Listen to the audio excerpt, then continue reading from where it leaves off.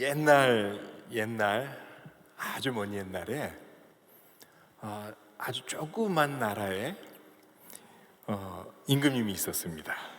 근데 임금님에게는 무남동녀 외동딸이 있었고, 이 외동딸이 이제 시집을 가야 될 나이가 됐는데 이 왕이 아주 재미난 방법으로 사위를 선택할 생각을 했습니다.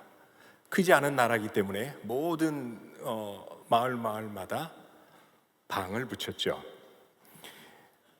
며칠 몇 시에 거기서 온 청년 중에 내가 한 사람을 내 사위로 선택하겠다. 정말 모든 청년들이 다 모였습니다. 그런데 그렇게 넓지 않은 조그만 색강을 사이에 두고 반대편에 왕과 공주가 서 있고 청년들에게 요구합니다. 누구든지 가장 먼저 이 조그만 강도 아니죠, 또랑을 건너서 수영쳐서 여기까지 먼저 도착한 자에게 그를 내가 사위로 삼겠다. 그런데 누구나 맘만 먹으면 그냥 뛰어들어서 수영만 할 수 있으면 건널 수 있는 그렇게 넓지 않은 강이었는데 아무도 뛰어들지 않았습니다. 이유는 왕이 거기에 악어를 좀 풀어놨지요. 참 재밌는 왕입니다. 그런데 갑자기 한 청년이 그냥 퉁벙 하고 빠지더니 정말 죽기 살기로 수영을 쳐서 왕 앞에 도착을 했습니다. 왕은 너무나 반가웠었죠.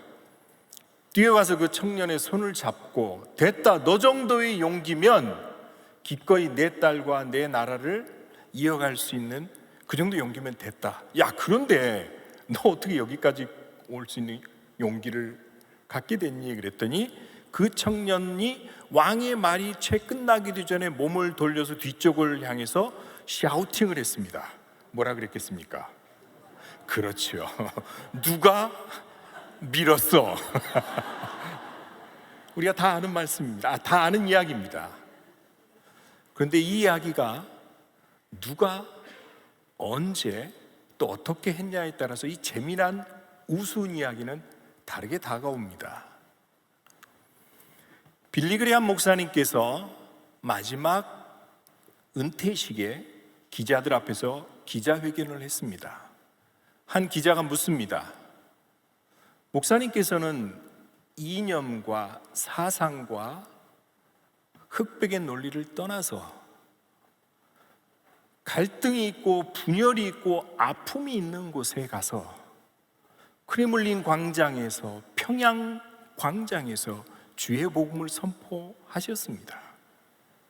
그 용기가 신앙이었습니까? 믿음의 용기였습니까? 아니면 목사님의 용기였습니까? 그때 빌리그레함 목사님이 이 이야기를 하셨습니다. 누가 밀었어. 나는 한 번도 용기를 낸 적이 없었는데 누가 나를 밀었어. 주님께서 오늘 저와 여러분을 밀었습니다. 밀었던 그분이 나를 보내셨고, 밀었던 그분이 나를 여기까지 인도하셨어. 주님이 우리를 밀었습니다. 주님은 16년 전에 저를 빠야따스란 땅으로 밀었습니다. 빠야따스라 그러면 세계 7대 빈민지역 중에 한 군데입니다. 사람이 살면 안 되는 땅입니다. 하루하루 연명하며 거대한 쓰레기산에 올라가서 쓰레기를 뒤져서 먹고 사는 그 사람들에게 하나님께서 저를 밀었습니다. 그런데 저는 어떻게 해야 될지 몰랐습니다. 오늘만 살고 있는 그들에게 앞이 안 보이는 깜깜한 새벽부터 더 이상 쓰레기산에서 폐품을 수집할 수 없는 깜깜한 밤까지 일을 해도 두 부부가 올라가서 하루에 7,000원에서 8,000원의 돈을 벌어서 7, 8명의 가족들이 연명하고, 비가 오면 올라가지 못하고 3개월 이상 우기가 지속되면 언제 쓰레기산에 올라갈지도 모르겠고, 하루하루 먹고 사는 그들에게 주님의 복음을 전한다는 게, 주님이 너와 함께 하시고 내일은 주님께서 우리에게 더 큰 희망과 꿈과 비전이 있어라는 이것을 설명하기가 너무나 어려웠습니다.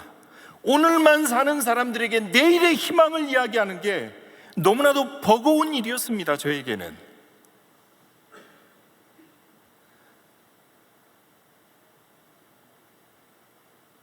처음 우리 아이들을 시온 3명을 모아놓고 타임캡슐을 했습니다. 그리고 이렇게 설명을 했습니다. 얘들아, 오늘 여기에게 20년 뒤에 내 꿈을 한번 적어보자. 그래서 그 꿈이 20년 뒤에 우리가 땅에 묻어놓고 20년 뒤에 선교사님하고 그걸 타식해보자. 선교사님은 너희 꿈이 이루어지도록 기도할 거야, 20년 동안. 그리고 선교사님 확신해. 너희가 오늘 이 꿈을 하나님 앞에 드린 대로 그것은 기도며 하나님 앞에 올리는 너희의 희망이야. 20년 뒤에 너희는 그렇게 될 것이야. 그리고 A4 용지와 연필을 나눠주면서 자기의 꿈들을 쓰게 했습니다. 아이들은 너무 진지했습니다. 5분이 지났는데 그 누구도 연필을 들고 거기에 쓸 생각을 하지 않았습니다. 어깨를 토닥거리면서 그래 생각해보고 써라, 네 꿈들을. 그런데 10분이 지나도 아무도 쓰지 않았습니다. 그 이유는 쉬운 3명 중에 그를 아는 아이가 4명밖에 없었습니다. 그 안에는 9살부터 17살까지 있었는데 그를 아는 아이가 4명 뿐이었습니다. 저도 당황했고 저를 도와주는 필리핀 선생님도 당황했습니다. 그래서 아이들에게 연필을 다 돌려받고는 크레파스를 나눠줬습니다. 그림을 그리자. 너희가 20년 뒤에 되고 싶은 너희의 꿈을 그림으로 그리자. 그런데 모두가 한 손에는 검은 망태기를 들고 있고 한 손에는 갈고리를 들고 있는, 지금 엄마의, 아빠의 모습을 그렸습니다. 더 이상 그 아이에게 꿈을 이야기할 수 없었습니다. 오늘 제목이 I have a dream입니다. 나에겐 꿈이 있습니다. 타임캡슐을 할 수 없었습니다. 쉬운 3명 중에 한 명이 필리핀의 대중교통인 찌푸니 드라이버가 되겠다 그랬고, 한 명이 간호사가 되겠다 그랬고, 한 명이 선생님이 되겠다 그랬고, 한 명은 엔지니어가 되겠다고. 49명의 아이들이 쓰레기를 파먹는 꿈을 갖고 있었습니다. 쉬운 3명의 아이들을 받고는 부모를, 우리 빠야따스의 모든 부모를 초대했습니다. 그리고 오늘 설교 제목이 그 부모들에게 제가 한 1000마디였습니다. 부모들이, 쉬운 3명의 부모들이 조그만 교회 안에 베니아판 판자로 지어놓은 조그만 교회 부모들이 옹기종기 모였습니다. 시끄러웠습니다. 그때 제가 앞에 나가서 부모들에게 이야기했습니다. I have a dream. 순간 조용해졌습니다. 저 외국인이, 저 사람이 와서 나에겐 꿈이 있습니다 그랬더니 부모들이 모두 저의 말에 귀를 기울이기 시작했습니다. 여러분, 저에겐 꿈이 있습니다. 여러분의 자녀들 이 쓰레기산에서 모두 추방시키겠습니다. 바리케이트를 치고 철사로 못 들어오게 입구를 막는 게 아닌, 여러분의 자녀들이 스스로 이 땅에서 더 이상 살 필요 없는 하나님이 주신 비전, 하나님이 주신 꿈, 하나님의 능력을 가지고 바야따스를 나가서 사는 여러분의 자녀들을 모두 추방시켜버리는 그 꿈이 저에게 있습니다. I have a dream.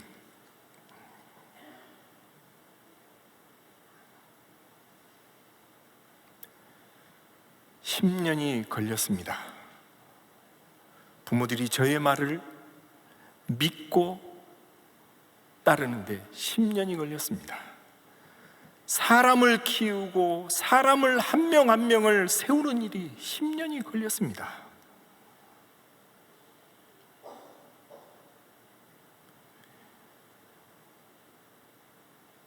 희망학교라는 조그만 공부방을 운영하면서 아이들 공부를 가르치기 시작했습니다. 2명의 아이가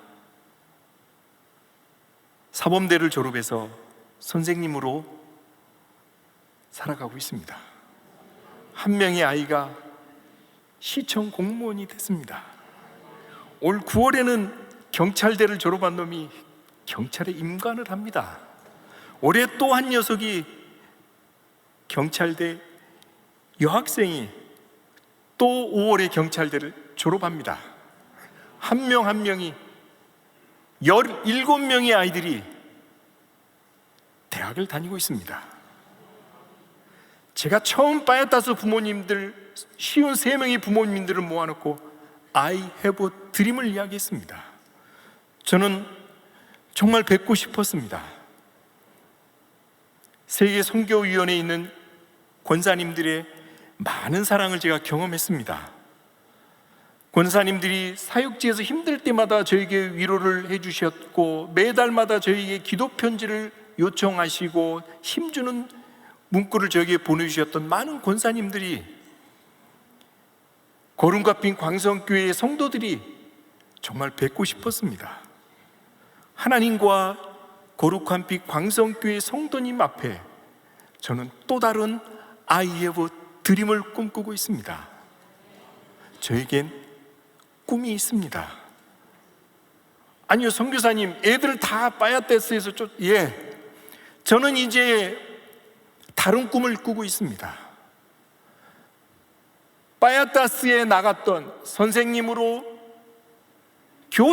교사로, 엔지니어로, 경찰로, 컴퓨터 프로그래머로 공부하는 아이들이 바야따스를 나가서 이젠 그 아이들이 바야따스로 돌아오는 꿈을 꾸고 있습니다. 40명의 아이들이 하나님과 비전과 꿈을 꾼 40명의 대학생 졸업한 아이들이,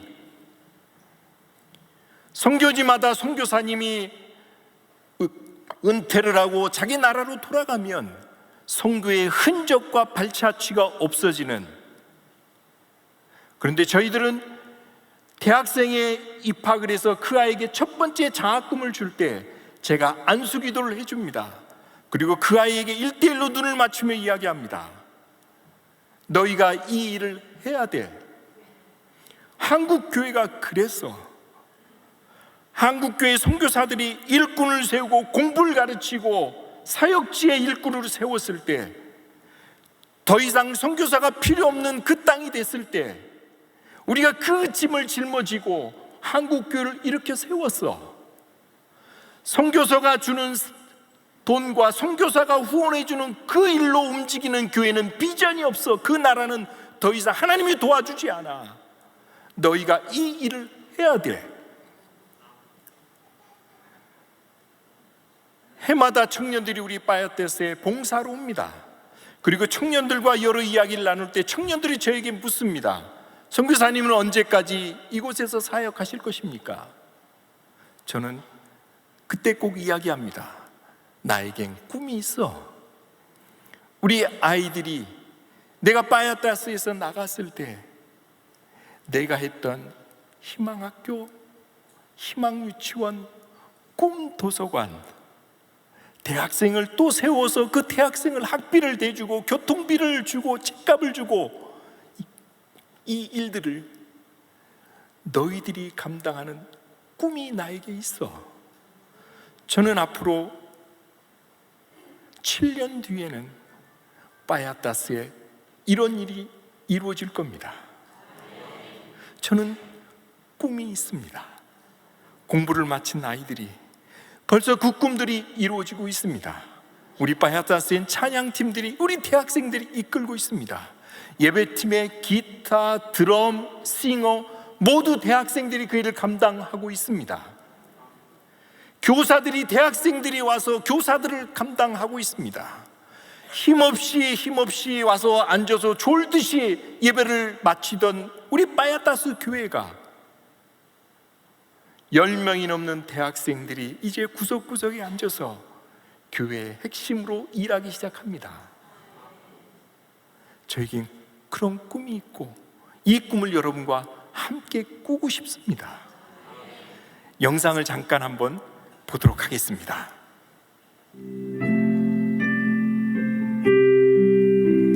필리핀 마닐라의 외곽에 자리한 세계 최대의 빈민가 바야다스.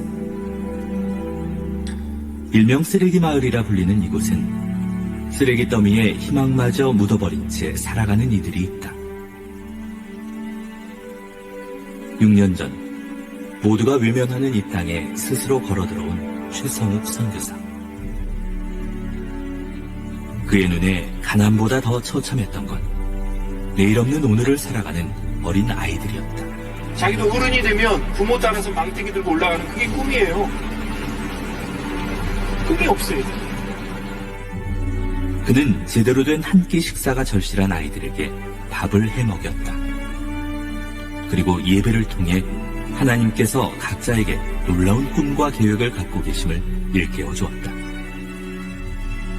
성사님 나를 도와주세요 그런 거예요. 그래, 내가 너 도와주려고 여기 있어. 어떻게 도와줄까? 성사님 저 대학 가고 싶어요. 우리가 꿈을 꾸면 현실이 되는 곳이 바로 바야다스입니다. 한 나이에 선교사님 저 대학 가고 싶어요. 그래서 희망학교를 시작했습니다. 우리가 조금 전에 읽었던 본문 말씀, 우리가 너무나 잘 알고 있는 말씀입니다. 하나님께서 오래전에 선택했고 지목했던 다윗이 드디어 하나님의 현장에 드러내는 사건입니다. 성경에 보면 40일 동안 골리앗이라는 사람이, 블레셋에서 골리앗이라는 사람이 40일 동안 이스라엘 백성들, 이스라엘 군대 앞에서 첫째는 이스라엘을 모욕했고 이스라엘의 왕을 모욕했고 하나님을 모욕했습니다. 정말 너희 하나님이 계시다면, 너희를 지켜주시고 너희와 동행하시고 여호와와 함께 하시는 너희 이스라엘 군대라면 한 명이라도 내 앞에 와서 나와 함께 싸워보자. 아무도 이 골리앗 앞에 싸우려 들지 않았습니다. 그런데 우리가 조금 전에 읽었던 사무엘상 17장 31절, 드디어 다윗이 사울 왕 앞에 나가게 됩니다. 왕이여 두려워 마소서, 내가 오늘 하나님을 모욕하는 저 블레셋 사람을 무찌르겠으니 나를 보내주십시오라고 이야기합니다. 사울이 반가웠겠죠. 40일 주야로 아무도 싸우려고 들지 않았는데 드디어 사람이 나타났으니 얼마나 반갑겠습니까? 그런데 사울왕이 본 그는, 사울이 이렇게 이야기합니다. 너는 가서 저 블레셋 사람과 싸울 수 없어. 너는 소년이고 그는 어려서부터 용사야. 우리가 생각하는 소년 다윗, 이거는 게임이 안 되는 싸움이라는 겁니다. 왕의 허락 없이 싸움에 나갈 수 없는 이때 왕이 허락을 하지 않습니다. 다윗은 왕을 설득해야만 합니다. 아니요, 내가 비록 소년이지만 제가 나갈 수 있습니다라고 설득을 해야 되는데 다윗은 이상한 말을 합니다. 제가 목동입니다. 왕이 묻습니다. 그런데 내가 양을 들여서 칠 때 사자와 곰이 나와서 내 양 새끼를 물고 가면 내가 뒤쫓아가서 그를 치고 양의 새끼를 건져냈고 내가 사자의 곰을 수염을 잡아 죽였습니다라고 이야기합니다. 누가요? 누가? 조금 전에 이야기했던 소년 다윗이. 보통이라면 이렇게 사건이 흘러가야 됩니다. 조금 전에 왕이 이야기했던 소년이란 기준을 잡고 이야기한다면 너는 싸우면 안 돼. 가서 엄마 아빠의 보살핌과 더 교육을 잘 받아라고 이야기할 터인데 사울은 이상하게 이야기합니다. 가라, 여호와께서 너와 함께 하실 것이야. 여러분, 이 말씀이 이해가 되십니까? 저는 이 말씀이 이해가 안 됐습니다. 3일 동안 이 말씀이 저희가 풀어지지 않는 숙제였습니다. 예를 하나 들겠습니다. 저는 아들만 셋이 있습니다. 아들만 셋입니다. 근데 우리 아이가 태권도를 4년을 했습니다. 4년 동안 빨간띠입니다. 태권도를 못했냐고요? 무지 잘했습니다. 제가 운동 매니아거든요. 제 운동신경을 받아서 우리 첫째 아이가 태권도를 정말 잘했습니다. 근데 4년 동안 계속 빨간띠였습니다. 왜 그러냐고요? 주일날 국기원에서 시험을 보는데 제가 허락하지 않았습니다. 저는 필리핀에 가기 전까지 청량리에서 일을 했습니다. 최일도 목사님이 하는 바포 본부장이 저였습니다. 저는 1000명의 노숙자의 밥을 해주는 바포 본부장이었습니다. 1994년 9월 12일, 지금부터 20년 전의 일을 제가 날짜까지 기억하고 있지 않습니까? 뭔가가 있다는 거죠. 네, 제가 그날 노숙자한테 떡이 되도록 맞았습니다. 제가 주방에서 일을 하고 있는데 식당 홀에서 난리가 나서 우당탕탕 난리가 났습니다. 아이고, 또 터졌구나. 또 노숙자들끼리 싸움이 붙은 겁니다. 한 사람이 깔고 앉아갖고 패는데 피가 나는데 사람들은 막 환호성을 지르고 보고 있는 거죠. 제가 뛰어가서 올라타고 있는 노숙자를 끌어안았습니다. 그를 번쩍 들어 올렸습니다. 그리고 이러시면 안 돼요. 그랬더니 노숙자가 저를 딱 쳐다보는 순간 술 냄새가, 근데 저를 딱 보더니 이 새끼도 한 패네 그러는 거예요, 저한테. 그러더니 제 멱살을 잡았으면 제가 될 텐데 제 목을 잡은 거예요. 요걸 잡는데 숨을 못 쉬겠더라고요. 그래서 이제 캑캑대고 있는데 이 새끼가 내 몸에 손을 대, 이 새끼야, 그러면서 제 목을 잡고 끌고 가더라고요. 이게 잡혔으니까 끌려가는데 저쯤에서 나를 놓겠지 했는데 순간 꽝 그러더니 앞이 안 보여요. 제대로 한 대 맞은 겁니다. 그러는 제가 쿵 쓰러졌죠. 안 보이니까 제가 뒤로 넘어졌죠. 이 새끼가 어디 나를 손을 대, 이 새끼야, 그러더니 저를 와서 밟더라고요. 한참 저를 지속되는데 노숙자들이 이놈의 새끼가 어디 우리 목사님을 패, 이놈의 새끼야, 그러면서 달려드니까 도망갔어요. 여기까지가 사실입니다. 이건 사실입니다. 그날 밤에 제가 밥을 먹으면서 그날 여기 난리 났죠. 붓기도 하고.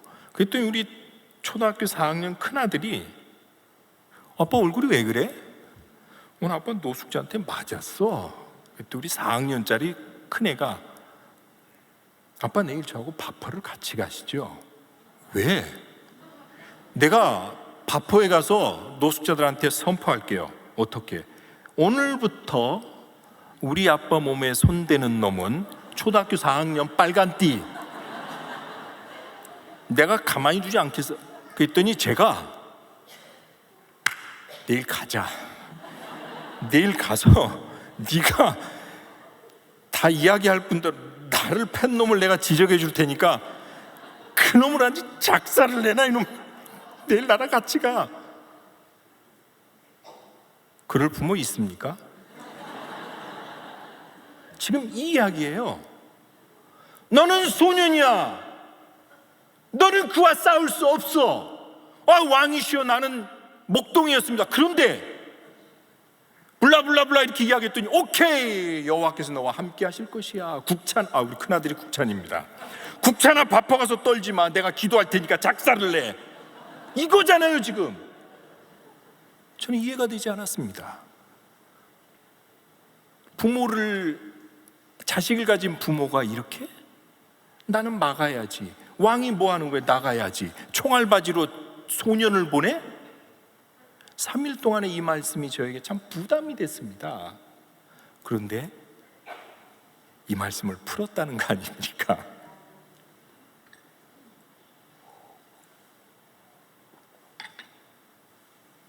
다윗이 한 말을 좀 깊이 생각해 보죠. 제가 목동일 때 곰과 사자가 내 양새끼를 움켜쥘 때 내가 그를 쫓아가 그를 치고 새끼를 꺼내놓고 그의 수염을 잡고 쳐 죽였다고 그랬습니다. 누가요? 다윗이요. 수염을 잡고 쳐 죽였다는 말이 무슨 말입니까? 사자와 곰의 입을 찢어 죽였다는 말입니다. 소년이요. 우리는 다윗과 골리앗을 생각할 때 소년 다윗을 생각하는데 다음 사울 왕의 행동을 보면 이렇게 이야기하고 있습니다. 여호와께서 너와 함께 하실 것이야. 그리고 사울 왕이 자기의 군복과 자기의 투구를 씌웠다고 이야기합니다. 사무엘상 10장에 보면 사무엘이 사울을 처음 선택했을 때 그를 사울을 어떻게 표현하고 있냐면 사무엘이 사울을 뽑았을 때 이스라엘의 모든 백성들보다 어깨 위만큼 컸더라.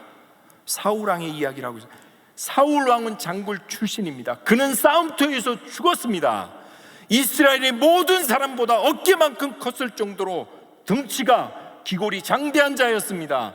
곰과 사자 입을 찢어 죽였습니다 하고 이야기했을 때 너희 놈 어디서 내 앞에 거짓말을 해가 아니고 사울 왕이 보더라도 곰과 사자를 등이 찢어 죽일 만큼의 골격을 한 다윗이었습니다.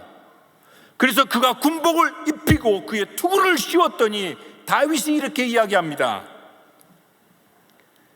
39절 38절부터 보겠습니다. 이에 사울이 자기 군복을 다윗에게 입히고 노투구를 그의 머리에 씌우고 그에게 갑옷을 입히매 39절 다윗이 칼을 군복에 차고는 뭐라고 되어 있습니까? 익숙하지 못함으로 시험적으로 걸어보다가 사울에게 말하되 익숙하지 못하니 이것을 입고 가지 못하겠습니다. 왕이시여 나는 꼬마인데 이게 커요. 내가 도저히 입을 수가 없어요. 어른 옷이. 그렇게 이야기하지 않았습니다. 익숙하지 않았답니다. 뭐라고요? 맞기는 맞으나 이것이 나에게 익숙하지 않습니다. 다윗이 어떻게 그의 인생을 보냈겠습니까? 사무엘이 그의 아버지 이새에게 이야기합니다. 너의 자손 중에 내가 사울의 다음인 왕을 세우겠다.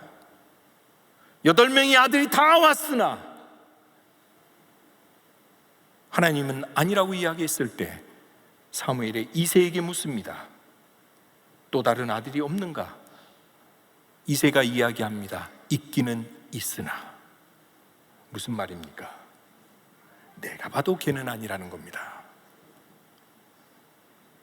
우리가 생각하는 목동은 이른 아침에 양과 염소를 끌고 나가서 해질녘에 양과 염소를 끌고 오는 그런 목동이 아닌 이스라엘은 유목이었습니다.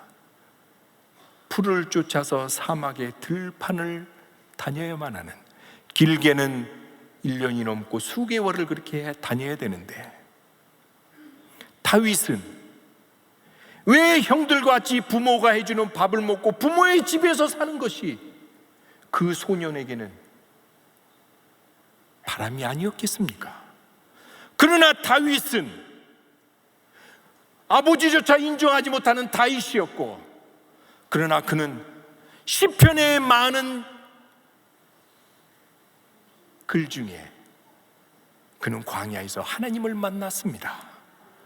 여호와는 나의 목자시니 내게 부족함이 없으리라. 그는 광야에서 호송세월하지 않았습니다. 내 인생은 왜 이럴까? 나는 왜 이렇게 살아야만 하는가? 하루하루를 한탄하며 그늘을 쫓아다니면서 800일을 하고 그렇지 않았습니다. 그는 광야에서 주님을 만났고, 그는 오늘 사울 앞에 섰을 때 사울이 인정할 정도로 당당하게 프랭크도 했을 것이고 굿샵도 했을 것이고, 골리앗을 무너뜨린 이 물매질을 수없이 반복하며 물매질을 돌리면서, 오케이, 몇 년 뒤에 내가 이 물매질을 통해서 하나님이 나를 기막히게 쓰실 것이라, 그런 꿈을 갖고 있지 않았습니다. 아무도 인정해 주지 않고 아무도 소중하다고 여기지 않는 양과 염소 새끼를 돌보는 그 작은 일에 그는 부지런히 물맷돌을 돌렸습니다. 우리는 어느덧 세상의 가치 기준을 갖고 있습니다. 바야타스에서는, 쓰레기산에서는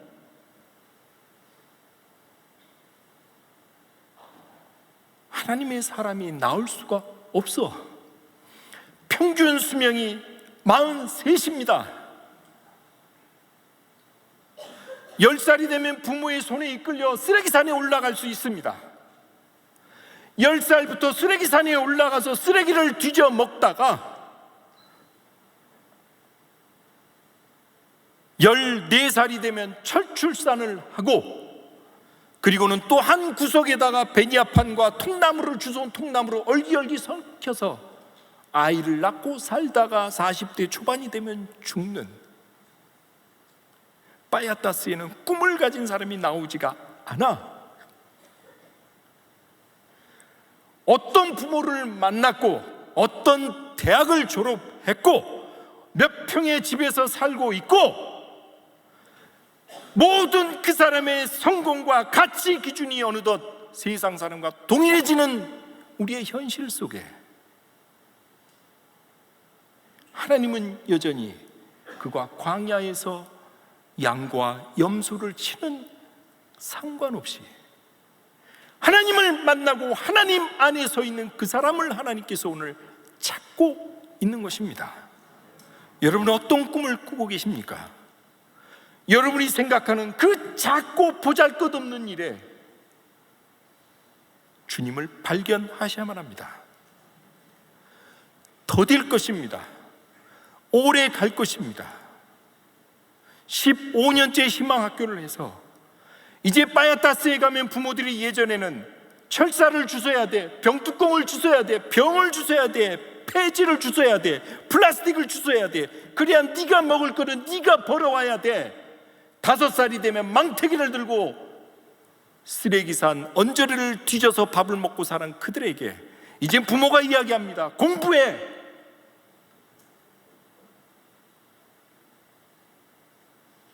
교사가 나왔고 시청 공무원이 나왔고,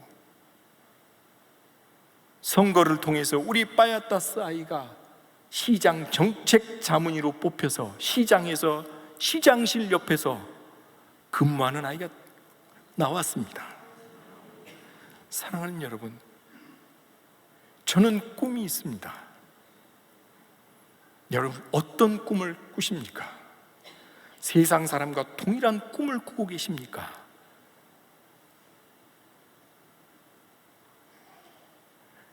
작은 일에, 보잘것없는 작은 일에 최선을 다하십시오.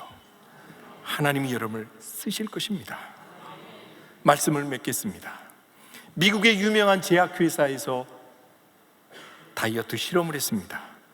A그룹과 B그룹을 나누어서 A그룹 사람에게는 전문 트레이너가 붙어서 한 사람 한 사람에게 식단을 조절했고 운동량을 해줬고 6개월 동안 트레이너가 그를 관리했습니다. B그룹의 사람들에게는 트레이너도 없었습니다. 약속을 했습니다. 전철 한 정거장 전에 내려서 한 구역 걷기, 버스에서 내려서 한 구역 걷기, 6층 이하는 엘리베이터 타지 않기, 그렇게 생활 속에서 하는 일들을 A, B 그룹 사람들 6개월 동안 실험을 했습니다. 어떤 그룹의 사람들이 살이 빠졌겠습니까?